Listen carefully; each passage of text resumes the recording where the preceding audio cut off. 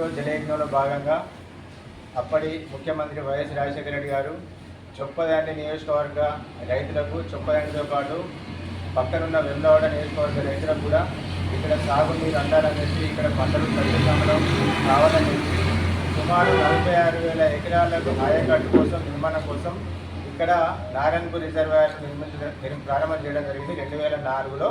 2004 నుంచి 2014 వరకు ప్రాజెక్టు నిర్మాణం దాదాపు 90% పనులు పూర్తి చేసి కేవలం కుడి కాలు ఎడమ కాలు మాత్రం పనులు అక్కడ ఆగిపోయినాయి. ఆ తర్వాత గవర్నమెంట్ మారిపోయింది. ఆ తర్వాత వచ్చిన తెలంగాణ రాష్ట్ర సమితి టీఆర్ఎస్ గవర్నమెంట్ 1% కూడా పని కొనసాగించకుండా ఆ ఉన్న దానితోటే 27,000 ఎకరాల ఆయకట్టుకు మాత్రం అది సరిపోతుంది. 27,000 ఆయకట్టుకు మాత్రం నీళ్ళు అందిస్తున్నారు ఇప్పుడు ప్రస్తుత ప్రాజెక్టు. అదే కొనసాగిస్తూ ఆ మిగతా 10% పని పూర్తి చేయకుండా అట్లనే కొనసాగించడం వలన దాదాపు 19,000 ఎకరాల ఆయకట్టు పారకపోతున్నది.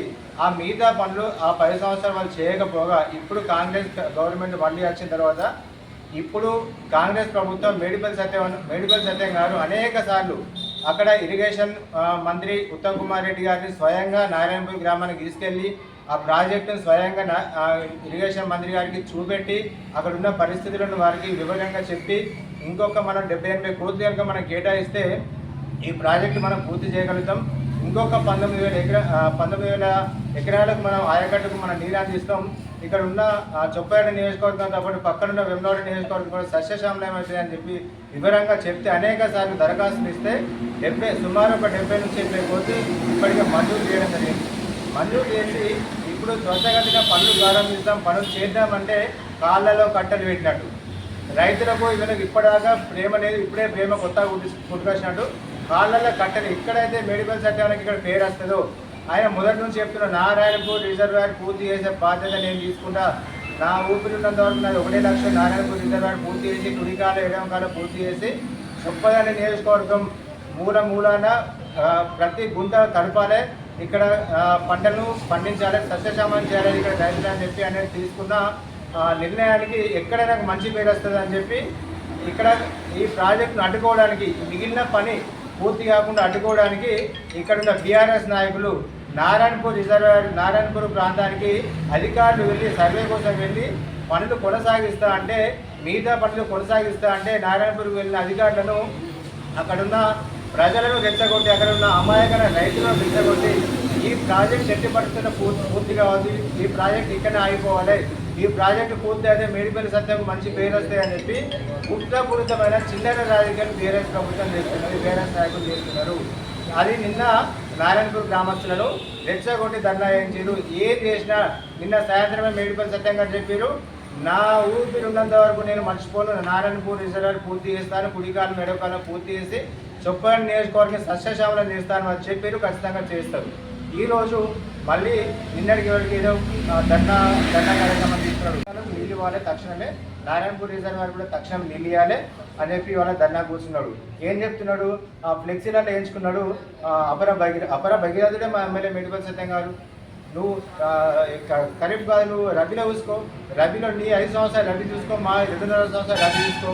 నీ రబీలో ఎప్పుడైనా ఫిబ్రవరి మార్చి నీళ్ళు ఇస్తావు, మా రబీ సీజన్లో జనవరి లోపల ప్రతిసారి నీళ్ళు వచ్చినాయి. జనవరి లోపల నీళ్ళు వచ్చినా రాలేదా, జనవరి లోపల నీళ్ళు ఇచ్చిననే మా ఎమ్మెల్యే గారు అపర భగీరథుడు అని చెప్పి మేము చెప్పగలుగుతున్నాం. ఖరీఫ్లో ఇప్పుడు నీళ్ళు అవసరం పడలే, ఖరీఫ్లో ఇప్పుడు నీళ్ళు అవసరం పడ్డే. ఎందుకు? ఎల్నినో ప్రభావం. ఒక తెలంగాణ రాష్ట్రం కాదు, 12 రాష్ట్రాలు, భారతదేశంలో 12 రాష్ట్రాలలో ఎల్నినో ప్రభావం ఉంది. ఈ ప్రభావం వల్ల వర్షాభావం లేకపోవడం వల్ల, ఎల్లంపల్లిలో నీళ్లు లేకపోవడం వల్ల కొంచెం ఆలస్యం అవుతుంది.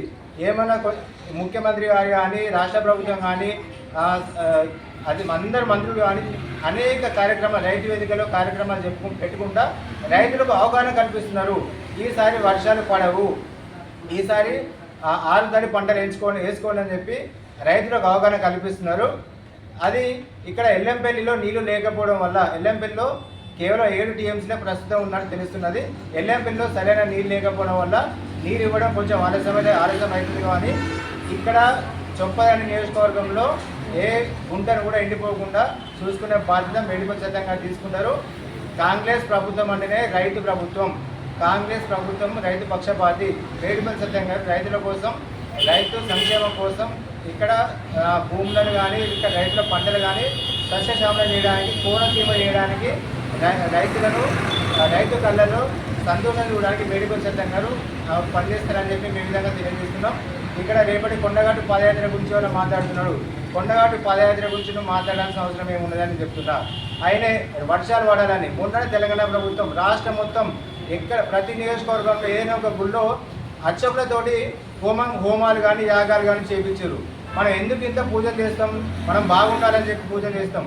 ఇక్కడ చొప్పదండి నియోజకవర్గ రైతులు రాష్ట్రంలో ఉన్న రైతులకు మంచి జరగాలని చెప్పి, వర్షాలు పడాలని చెప్పి, అందరూ బాగుండాలని చెప్పి, ఏ కష్టం ఇబ్బంది రావద్దని చెప్పి మనం పూజలు చేస్తాం. అట్లనే మన తెలంగాణ రాష్ట్ర ప్రభుత్వం కూడా ప్రతి నియోజకవర్గంలో ఏదో ఒక గుడి అర్చకులతో యాగాలు కానీ హోమాలు కానీ చేయించింది. దానికి కొనసాగింపుగానే రేపు ఎమ్మెల్యే మేడిపల్లి సత్యం గారు పౌర్ణమి సందర్భంగా కొండగట్టు గిరి ప్రదక్షిణ కార్యక్రమం తీసుకున్నారు.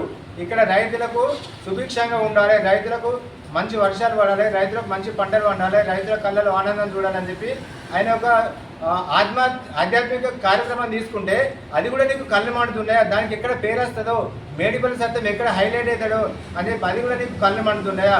అటువంటి చిల్లర మాటలు మాట్లాడాలని చెప్పి రవిశంకర్ హెచ్చరిస్తూ కాంగ్రెస్ ప్రభుత్వం మేడిపల్లి సత్యం గారు రైతుల కోసం ఏ కార్యక్రమం చేయడానికైనా సిద్ధంగా ఉండాలని చెప్పి మేము తెలియజేస్తున్నాం.